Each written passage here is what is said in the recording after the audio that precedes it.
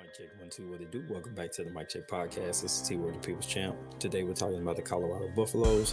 And we're going to do a quick season autopsy as their season has ended at 4-8.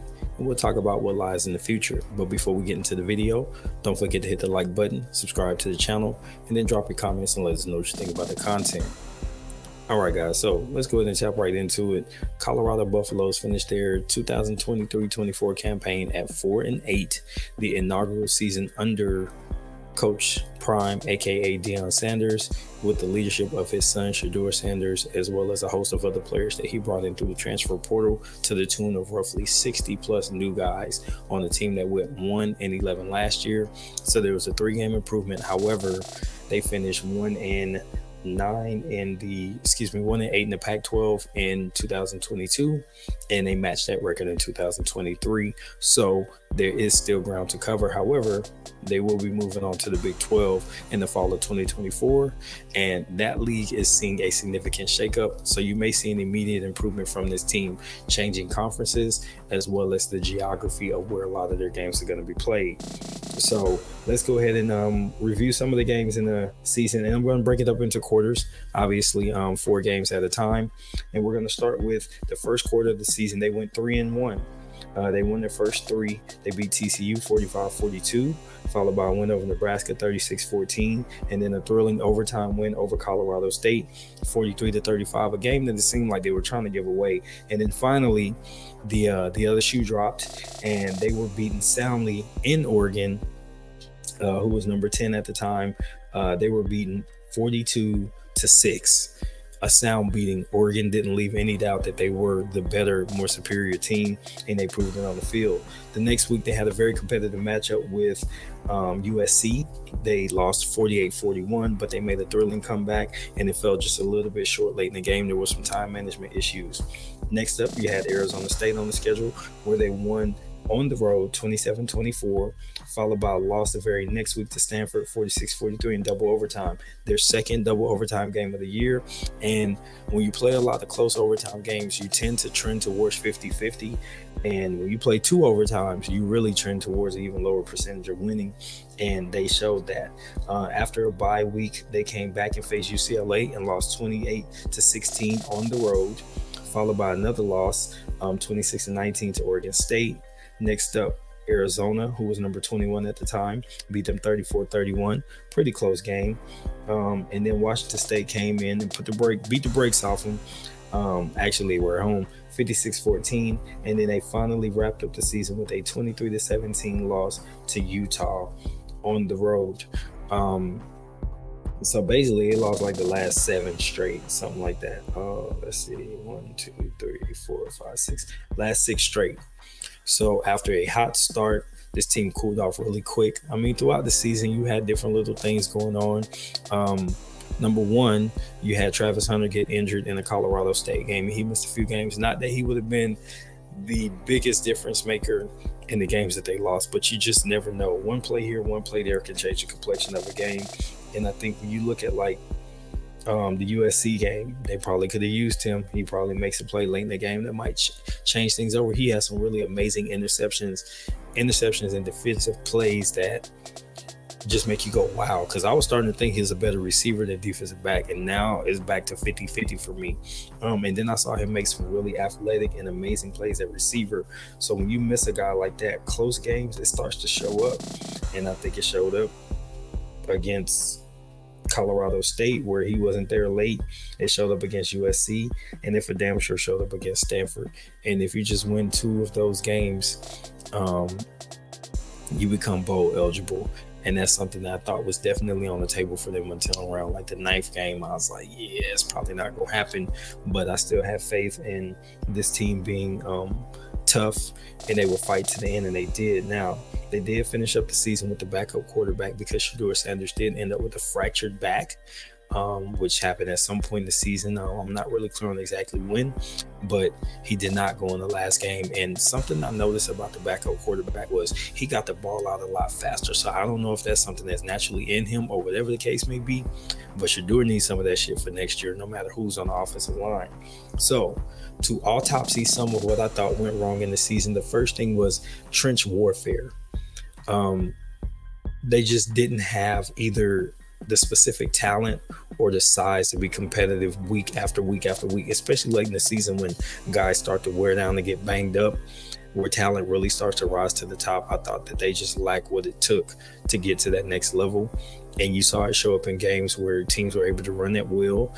Teams were able to get pressure on the quarterback. Shador is one of probably the most sacked quarterback in college football this year, and his body paid for it. We don't know what that's going to look like in 2024, but hopefully there's recruits out there that see an opportunity in a window. Maybe they're sitting on somebody's bench and they got an opportunity to go to Colorado and start right away, and they'll be playing in the Big 12 in a conference that's not exactly known for great defense. So you might even have an easier job than you think.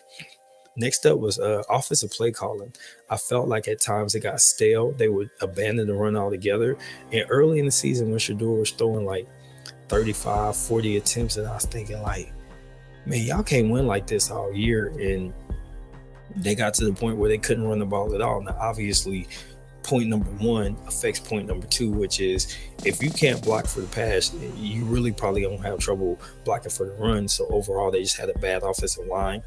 And then on the flip side, teams were able to run the ball at will defensively, so they weren't able to stop the run, meaning teams were always two-dimensional. You didn't know if they were going to run or pass. If you could shut down the run, you could force a pass. Now you could get exotic with your coverage and your blitzes. If you could shut down the pass, then you could force a team to become one-dimensional with the run, and it's a lot easier to pin your ears back and just go get the running back, or if there's a pass, go get the quarterback. So from a scheme standpoint, some of it was personnel, but some of it was just lack of creativity.